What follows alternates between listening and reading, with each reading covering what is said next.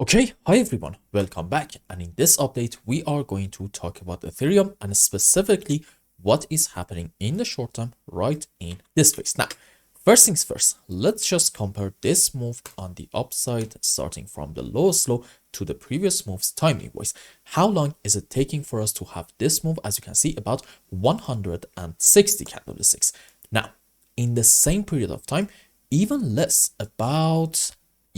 about 110 candlesticks, we had this relatively strong move down. So what's the message? To me, this means, at least for now, bulls do not have a whole lot of power in this point because enough time has passed and we are not really seeing a whole lot of a strong price action and, for example, a very strong move up in order to possibly take this high about, let's say, $2,300. So that makes me say maybe in Ethereum we are going to have another move down in the short term. Also, I think there is a good chance we are having 5 wave down into a wave 1, correction for wave 2, possibly to about here, and then 1, 2, 3, 4, 5 wave down into wave 3.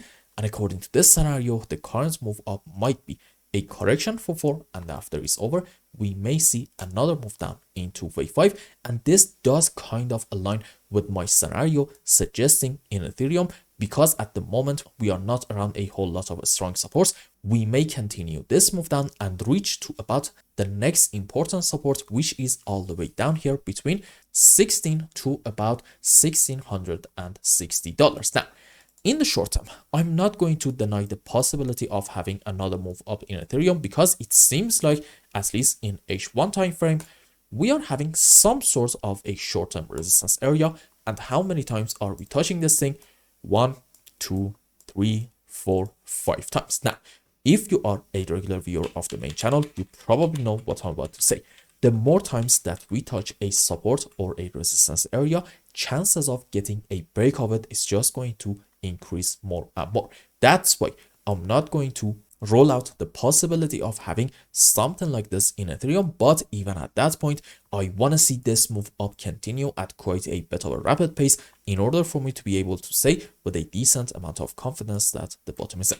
Otherwise, if we don't do this, and for example, we go to somewhere around here and then we get a very strong initial move on the downside, I'm going to say this is overall still a correction into wave 4, maybe an ABC zigzag or possibly even a WXY in form of a double zigzag, doesn't really matter.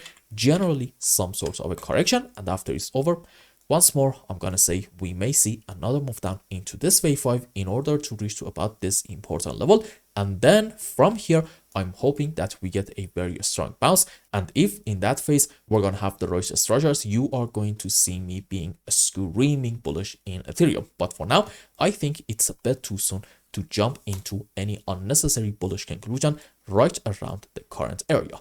And I hope I explained everything well and you understood what is going on in Ethereum. And until the next update, have a wonderful time.